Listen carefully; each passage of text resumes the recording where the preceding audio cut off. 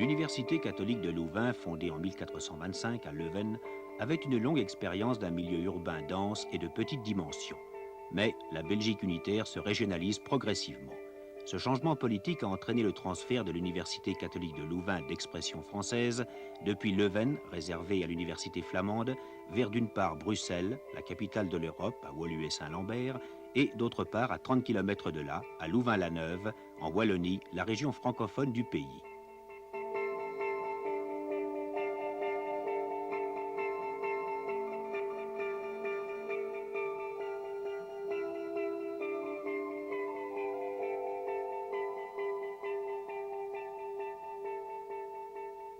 Nous avons été convaincus dès avant mai 1968 que pour assurer le bon fonctionnement d'une université moderne, il fallait à tout prix assurer un milieu urbain qui favorise les contacts entre les diverses disciplines, les contacts entre professeurs et étudiants, les contacts entre la communauté universitaire et une population d'une ville normale tout à fait ouverte et ouverte spécialement à la région.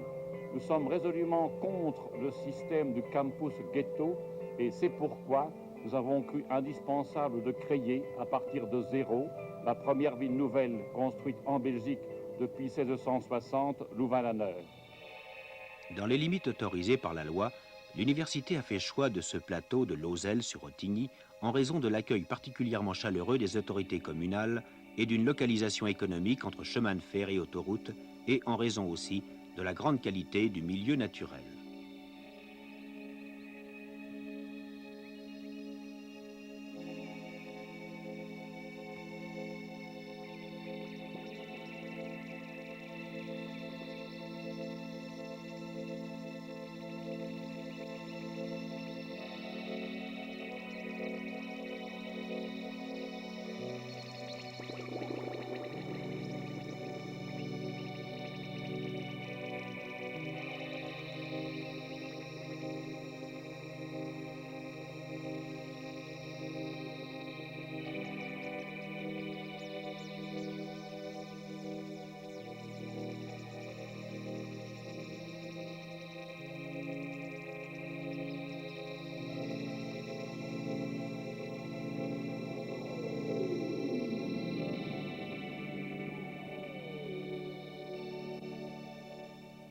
Autour du cœur futur de la ville qui se situe dans le creux de la vallée, se groupent 4 quartiers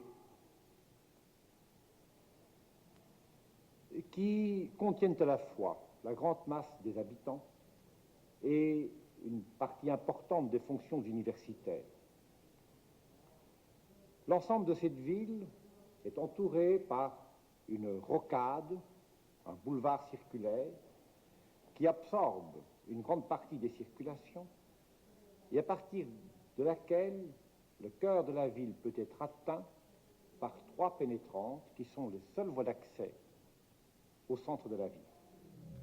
Le plan directeur établi en 1970 préserve de grandes zones d'espace vert.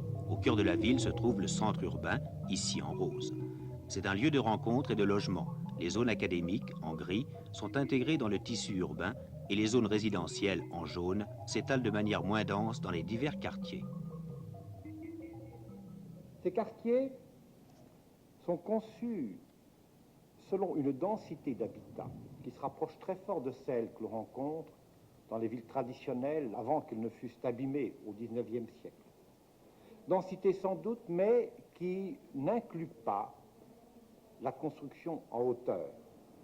Les maisons, même les immeubles appartements, se rapprochent dans leur volume des constructions traditionnelles, de manière à déterminer un paysage urbain qui est une échelle, un rythme, une couleur, qui respecte la recherche, la qualité de vie dans l'environnement, qui constitue l'un des grands objectifs de l'urbanisme contemporain.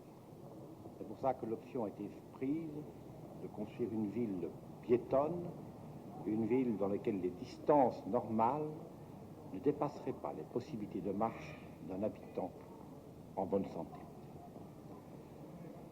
De là, nécessairement, on est arrivé à une certaine densité. Une densité qui correspond à la fois aux limites physiques de la ville piétonne, qui, la tradition nous l'explique, nous le dit, ne dépasse pas en général un bon kilomètre de rayon moyen, et d'autre part qui donne à l'université de 20 000 étudiants un support social qui soit à son échelle et qui se situe dans ce cas aux environs de 40 à 50 000 habitants, étudiants compris. Cette ville piétonne demandait que l'on sépare valablement et fonctionnellement les circulations et que l'on puisse concevoir un réseau de circulation automobile qui soit, du moins sur les grands axes, totalement indépendant d'une circulation piétonne qui, elle aussi, se situerait dans un lieu propre, dans un tracé propre, dans un site qui lui appartient à lui tout seul.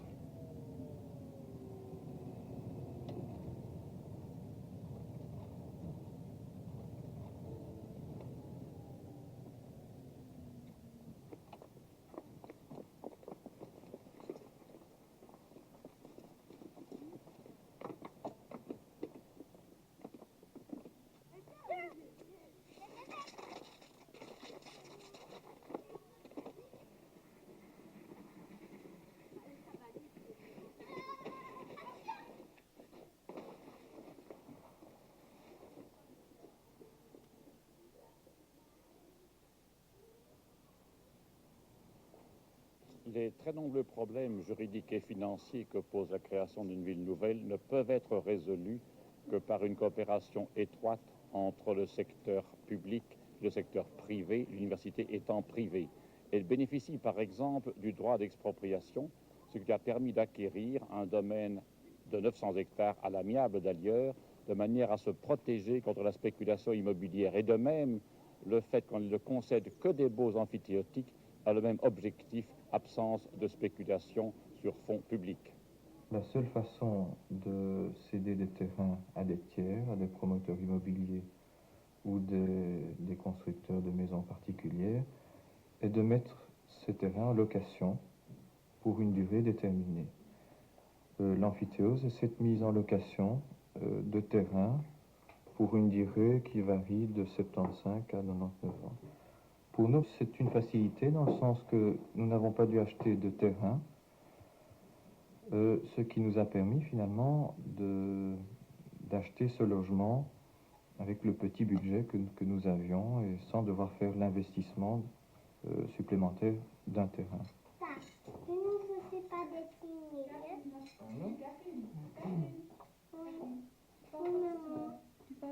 En plus des avantages financiers dont ces résidents viennent de parler, qu'est-ce qui leur plaît en fait dans leur nouvelle vie à Louvain-la-Neuve? Je crois que finalement c'est ne plus être seul. Parce qu'au fond, quand on habite dans un lotissement ou quoi, on ne connaît pour ainsi dire pas ses voisins. Et on est les uns à côté des autres et finalement on est très seul. Tandis qu'ici, on sort de chez soi, tout le monde se dit bonjour, tout le monde est naturel, tout le monde est gentil. On a oublié un pas, on va chez le voisin. Mais on est libre quand même malgré tout.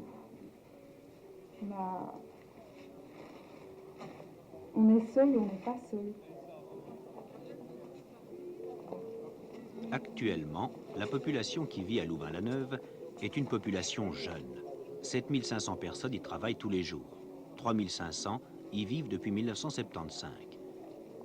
Pour former une ville de 50 000 habitants, il faut y attirer une population diversifiée, de tous les âges, de tous les métiers et de toutes les couches sociales. Et c'est là un des problèmes de Louvain-la-Neuve.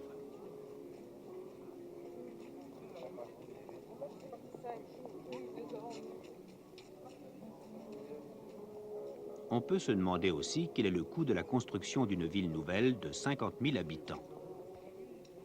On a estimé en 1968 que le coût de réalisation d'une ville de 50 000 habitants serait au stade final, au prix de 68, d'environ 50 milliards de francs belges. À fin 75, on a dépensé ici un total de 8 milliards et demi de francs belges qui se répartit entre environ 5 milliards d'emprunts à taux d'intérêt réduit consentis par l'État belge pour la construction des bâtiments académiques et une partie de l'équipement social, Ensuite, environ 1 milliard de travaux d'infrastructure subventionnés à 100% ou à 0%. Et enfin, de l'investissement privé pour un montant qui représente 2,5 milliards environ à ce jour. Un exemple de coopération entre les pouvoirs publics, comme la Société nationale des chemins de fer et l'université privée, est la construction de la ligne et gare de chemin de fer de Louvain-la-Neuve, qui la relie ainsi en 30 minutes à Bruxelles.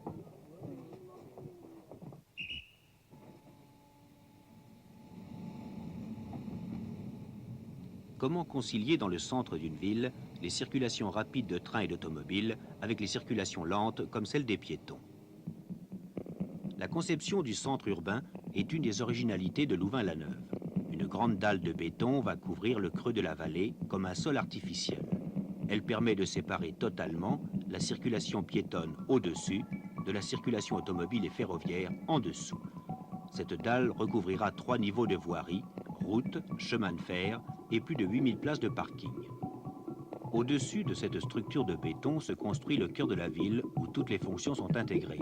Habitat, commerce, zones culturelles et universitaires, tous groupés le long de petites rues et de places où le piéton est roi. Actuellement, les travaux du centre urbain sont commencés. Ils doivent relier un quartier, celui du Biérot, à un nouveau quartier en chantier, celui de Locaille. Le financement des infrastructures se fait par une contribution de chaque bâtisseur à sa part d'infrastructure dans la mesure où elle n'est pas subsidiée par l'État. Le problème du centre urbain, qui comporte une sorte de sol artificiel recouvrant des parkings, des circulations automobiles et ferroviaires, est un cas plus difficile. Il ne faut pas le cacher à ce stade du développement de la ville. Il a fallu faire preuve d'imagination, c'est-à-dire recourir à des formules combinées de leasing, de certificats fonciers et de participation de chacun de ces bâtiments à sa part de l'infrastructure. Quel que soit l'endroit où un bâtiment est construit, ou quel que soit le type d'habitat, le constructeur, l'université elle-même, un promoteur ou un particulier paie sa contribution à l'infrastructure.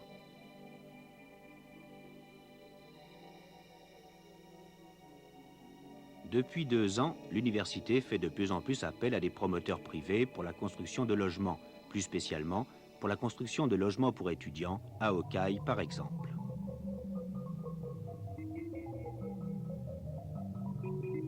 Elle garantit en outre un apport de population et un loyer durant quelques années.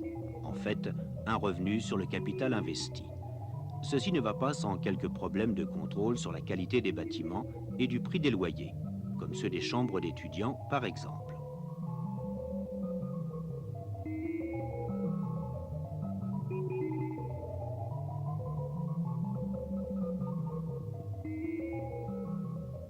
Il est déjà assez grand par rapport à d'autres côtes qui ont quand même une dimension beaucoup moins importante. Moi je m'y sens allé, c'est très bien. Point de vue prix, c'est pas encore tellement élevé. C'est dans les environs de 2000 francs, ce qui est moins cher qu'à Bruxelles, à mon avis, donc à l'ULB, mais quand même plus cher qu'à Leuven. Parce qu'en fait, il y a le chauffage, l'électricité, tout est compris, quoi.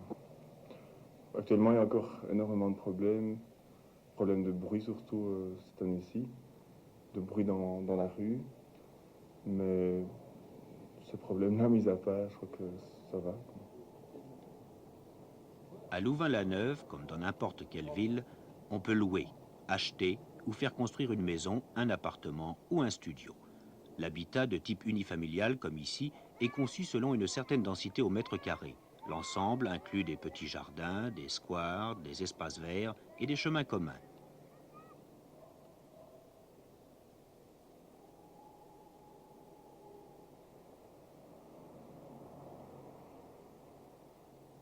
On trouve aussi de l'habitat collectif. Ce sont des appartements à 2, 3 ou 4 étages.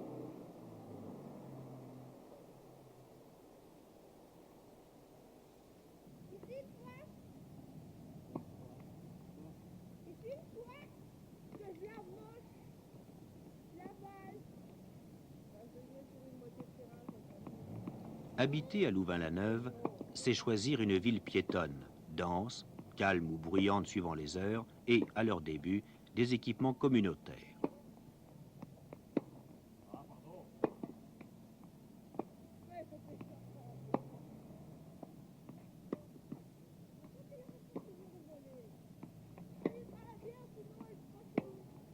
c'est aussi habiter une ville universitaire avec un réseau complet d'enseignement, de sport, des magasins et une vie culturelle particulièrement riche.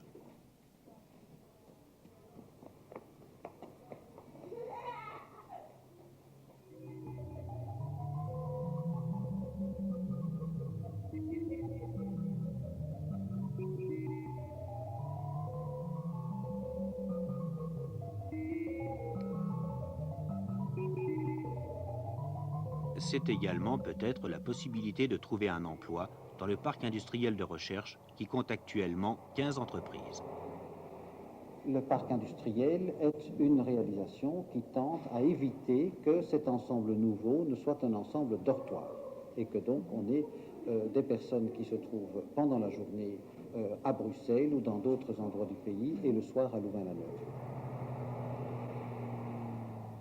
Louvain-la-Neuve, cité nouvelle, s'insère dans une région, une commune, celle d'Ottigny, et c'est à son bourgmestre, l'autorité politique locale, qu'il appartient d'assumer les responsabilités communales habituelles. Eh bien, nous avançons maintenant à la cadence d'environ 1000 habitants en plus par an. Nous étions quelques 6000 au début de 75 et nous dépassons les 7000 fin de l'année. Nous avançons donc à la cadence d'environ 20% par an, ce qui est évidemment un véritable défi. Mais nous nous y sommes préparés. Nous avons par exemple recruté le double d'agents administratifs communaux au cours de 75 et le double aussi d'ouvriers communaux pour assurer l'entretien de la commune, en ce compris bien entendu une partie du site universitaire de Louvain-la-Neuve. Actuellement, 3500 personnes habitent à Louvain-la-Neuve. Le Conseil des résidents, initiative privée de ses habitants, s'occupe de différents problèmes comme celui de la sécurité des enfants. Ils participent aussi, avec l'autorité publique, à la gestion urbaine.